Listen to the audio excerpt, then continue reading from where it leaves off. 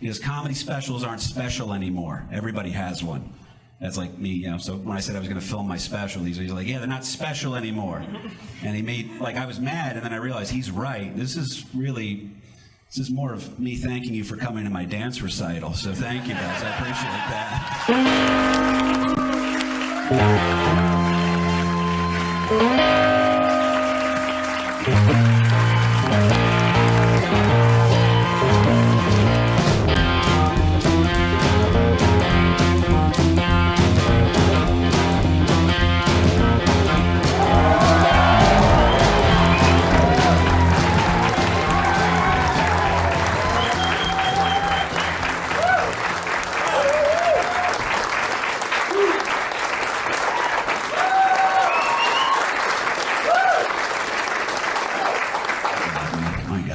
Being back in Jersey, man, it means a lot to me to be here. I'm serious about it too, because I'm born and raised in North Jersey. Jersey, by the way, let's be very clear, completely fucked up state. But it's normal to us because you're from this. You're from the chaos in this, right? Like there's so much stuff I didn't realize until it was too late about why Jersey's messed up. First of all, I didn't realize we have racist undershirts. Did you guys know that? You didn't know? Some of you guys knew this? Back me up on this. So let's be honest. What are we calling this that I'm wearing? This cotton sleeveless undershirt. I heard them both. I heard both names. My favorite thing to do is just to ask that question when I'm like working on the road or something, and it's always a woman just screaming, "Wife beater!" You know what I mean? They don't even know what they're saying. We agree. The two names that I grew up with calling this shirt, this problematic undershirt, all right? We live in a cancel culture. They haven't canceled this shirt yet. In fact, it's one of two things. If you call it a guinea tee, they'll correct you. Be like, do you mean wife beater? Is that what you're trying?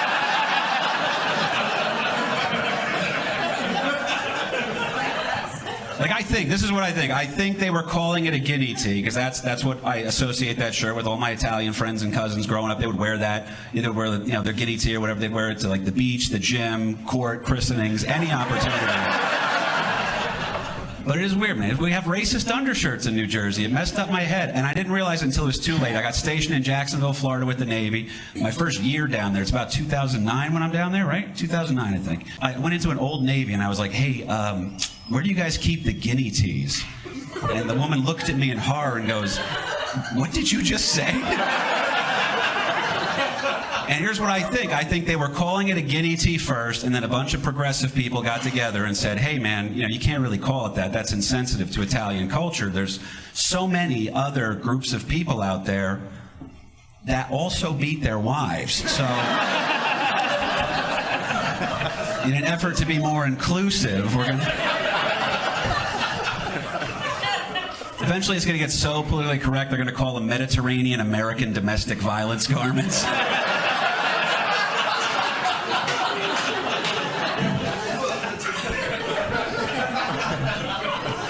This is how I knew I was getting fat, by the way. This is how I knew I was getting fat again the other day. I bent over to tie my shoes with my problematic undershirt on, and my man titty popped out the side of it. That's true. That happened. Another harbinger that bad things were happening to me today, man. Working on some stuff, though, man. It's wild. My dad's here. He's my best friend. We did the podcast together for so long. It was great.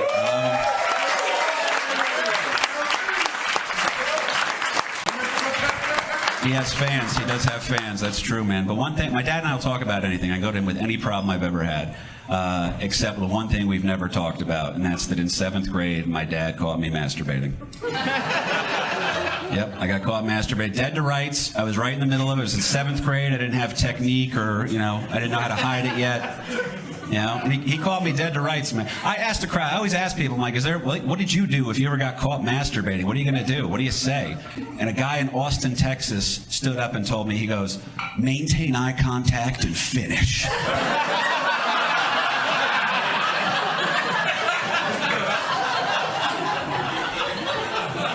That man's name was...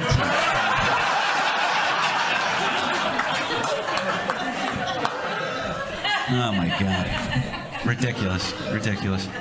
No, my dad called me dead to rights in 7th grade. I was thinking about the prettiest girl in my 7th grade, and my dad caught me jerking off to her to a point where I couldn't talk to her anymore. Like, if she sat too close to me, I could hear my dad's voice going, whoa!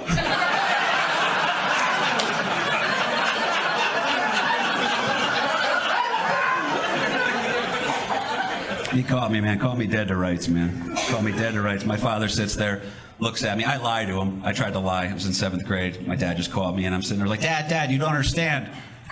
I was just cleaning it, and...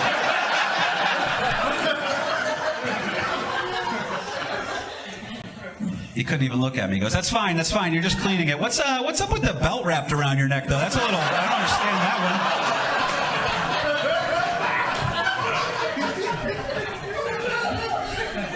one. He's a good dude, man. I got a lot of, like, my women issues are interesting because they're mostly fixed now. It took 36 years, right?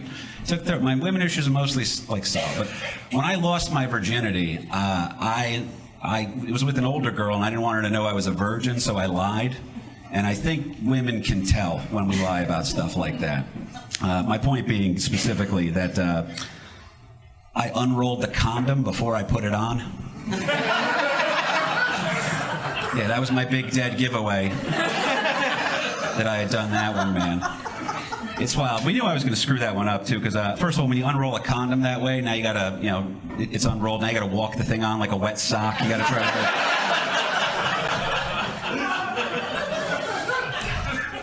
So you slide the thing on, and then air gets trapped in the front of the condom. Yeah, they got the reservoir tip on the condom. Makes it look like my dick just had a great idea, you know?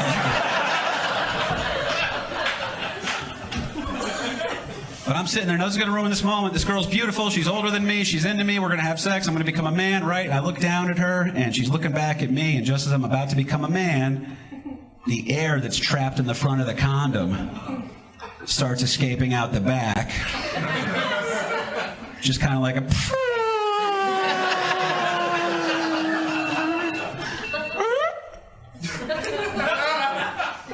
This girl is classic North Jersey. She looks me in the mouth and goes like, in horror, she's like, what the... Did your dick just queef?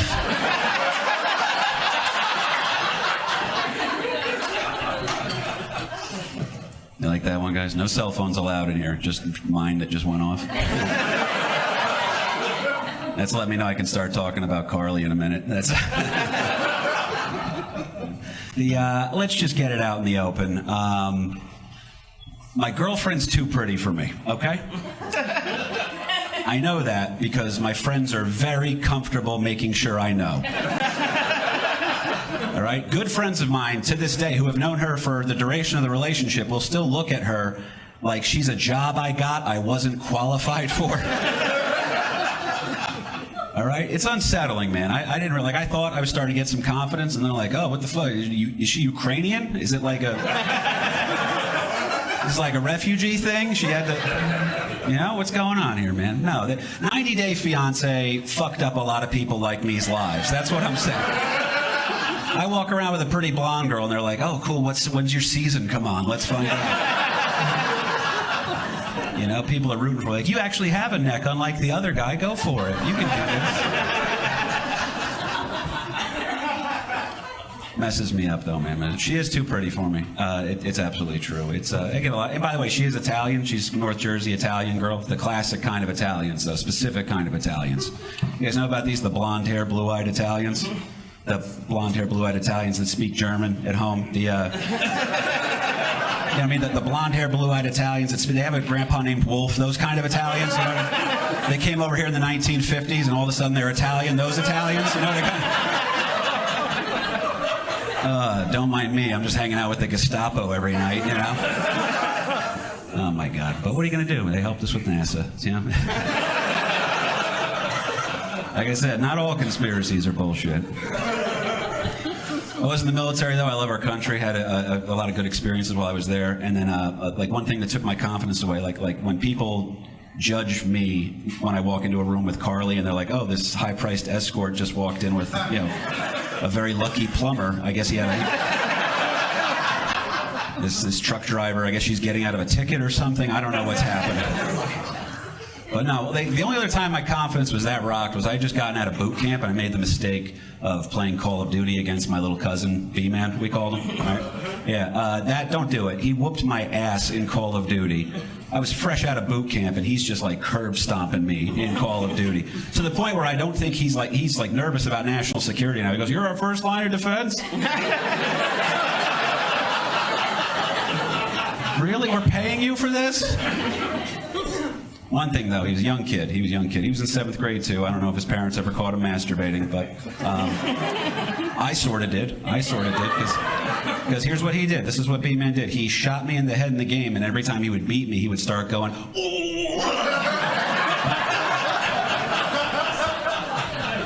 and the worst part is he would scream headshot at the end. And I had to be like, I was like, hey, do you know what that means, man? He goes, oh yeah, that means headshot. That means I shot you in the head.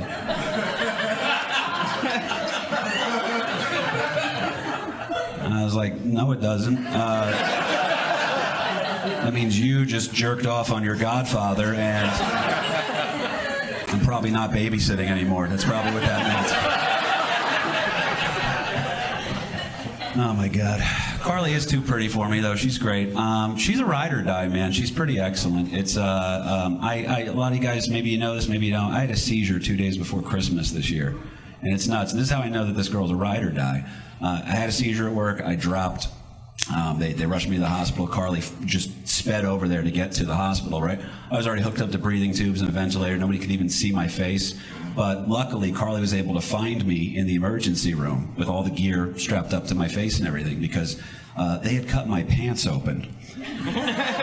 Yeah, when I get to the hospital, they cut my pants all the way open. They ruined a perfectly good pair of Carhartts. But luckily, my girl, my little angel over there, was able to identify me from across the room by my dick and balls.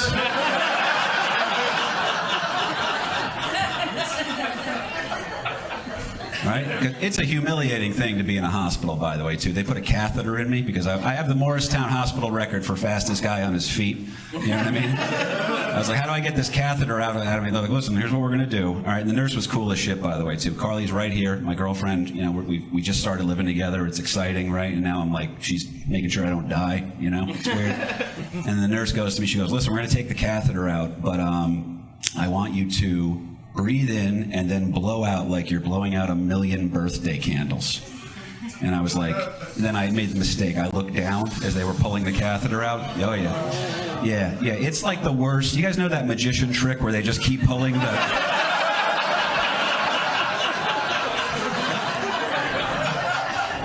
It's like that, but it's just coming out your urethra. It's not good. But that's when I knew it. Because Karlie gives me a couple things I've never had in my life. She gives me confidence. She loves me unconditionally. She's a squirter. It's there too. I'm not gonna lie to you. All right. You ever want to know why we're always getting rid of couches? That's why. That's the No, man, that girl loves me like fucking crazy, and my life just got better when she's in. But here's the thing: she is a 10. She's a 10. She ranks as a 10. And if you guys want to know, if you look like me, how you can get with a 10, let me give you the secret. I know I can't get a 10 when they're a 10. So what you do, you see a 10, you stay in contact, and you circle back after they had 2 kids.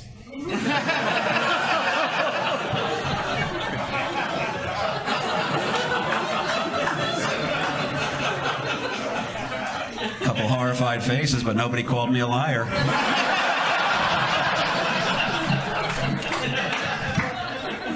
No, man, that's what she's got. I can't get a 10 when they're a 10, but I can get a declining 9 with a 2 and a 4-year-old. That's my wheelhouse. I started feeling confident, man. She is too pretty to me, though, man. She's nuts. She's insane. She's a good person. I love her to death.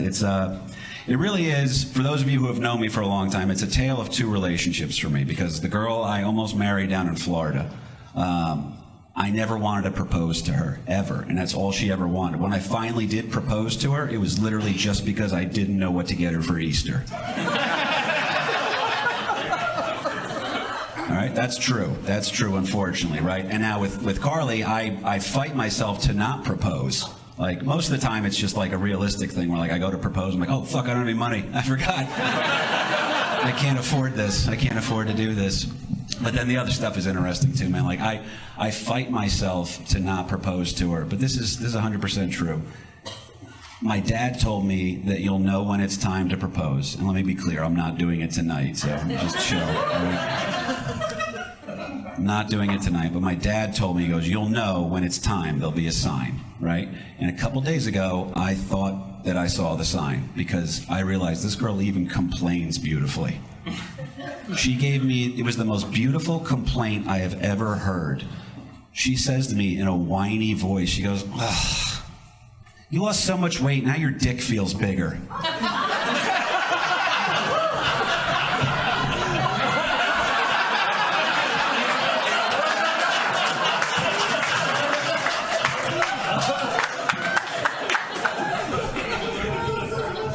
When you find the one, you find the one. Oh my God.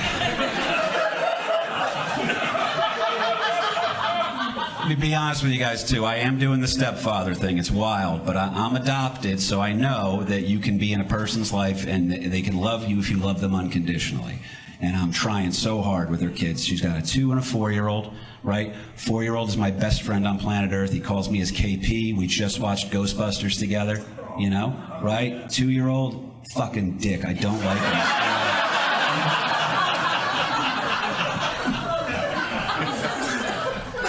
Let me explain to you. I have beefs with both kids, right? The 4-year-old's great. The 4-year-old's great. We beef a little bit sometimes, you know what I mean? I had to work on this thing called sight words with him. Karlie lets me work on sight words. And by the way, let me be clear too. I want to honor Karlie's only request. She's very cool about comedy. Her only request was, please don't use my boy's real name in your act. I don't want people to think I'm a bad mom. So I don't want anyone to think she's a bad mom. So for the rest of this set, I'm going to refer to her boys as Casey and Anthony.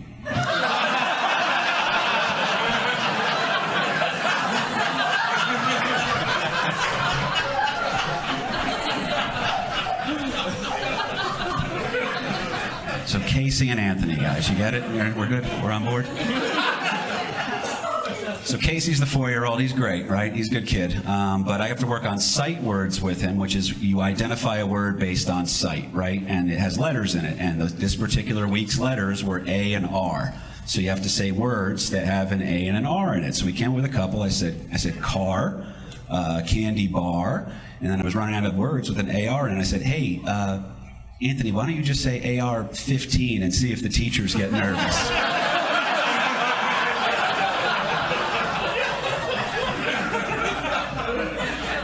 And that's one of the few times I've seen Karlie mad at me, you know? But it is what it is, man. So the 4-year-old and me, we get along pretty good. We were arguing the other day, and by the way, these kids, they don't know it yet. They haven't pieced it together, but I'm waiting for the day they can piece together the idea that all they have to do is say, you're not my dad to me, and they know it's going to kill me and destroy me, right? So I have to dunk on these guys as long as I can. He's arguing with me the other day, and I nailed this one on the 4-year-old. It was great. He's arguing with me, and I just looked at him. I remembered. I was like, shut up. You can't read.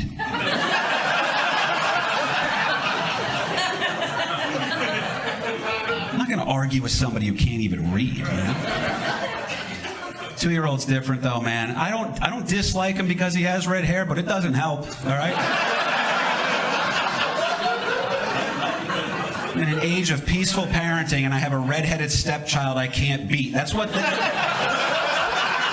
saying says, and I can't do it. I missed the boat.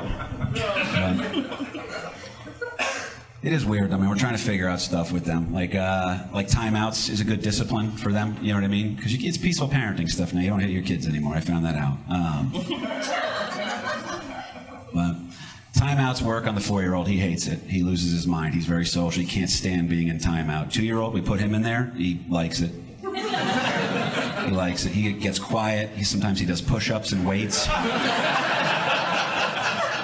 The other day, I saw him talking to his Peppa Pig about good behavior or something like that. Getting out early. I don't know what he was up to. I'm a little bit scared of the 2-year-old, is what I'm trying to say. And again, he has red hair. That's not why I dislike him. But this next thing, when I explain it, you'll understand that this 2-year-old with red hair who doesn't like me, some asshole gave him a knife chop playset kitchen, right? He has a big fake knife to chop up his big fake vegetables, which sounds great until I realized the rest of my life, at any given moment, I can turn a corner and a tiny red-headed figure is coming towards me with a knife. I signed up to live with a Chucky doll. That's what it is. Child's Play is my horror every night. I take a lot of Ambien, too, all right? Let's be clear. I quit drinking, but I still take Ambien, all right? I'll tell you what, man, it is nuts. I do love these kids, by the way. I'm building a relationship with both of them. It's tough, though, man. It's freaking tough, because it's, the Chucky doll thing is mean. I shouldn't say that. But the kids, what do you do when a 2-year-old's mean to you?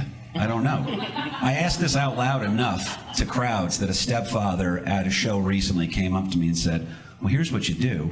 Let me tell you what I did with the kids when I came in as a stepfather. And he told me, he goes, here's what you do. Does he have a favorite plate that he eats off of? And I was like, oh, yeah, he's got his Paw Patrol prison tray that we feed him on. And he's sitting there and he's like, yeah, that's what you do. Okay, cool. So here's what you do. Take his plate, make a plate full of his food, and then eat off of it in front of him to show dominance. And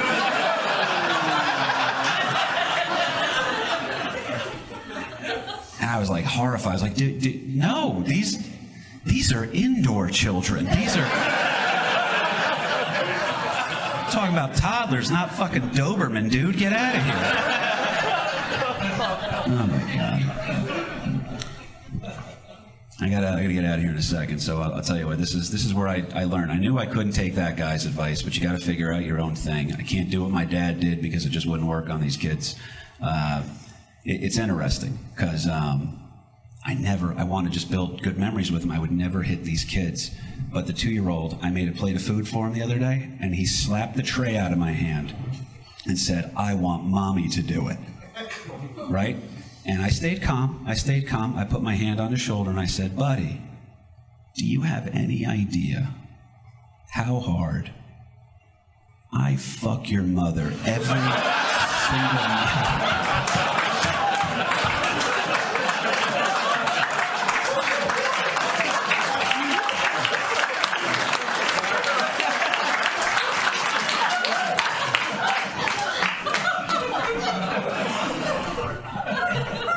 Because I'm never going to be as loved as their father. They got a great dad. He's in their life. Because Father's Day is when, by the way? June. Third Sunday of every June. When's Stepfather's Day? Every other weekend, motherfucker. My name is K.B. Burke.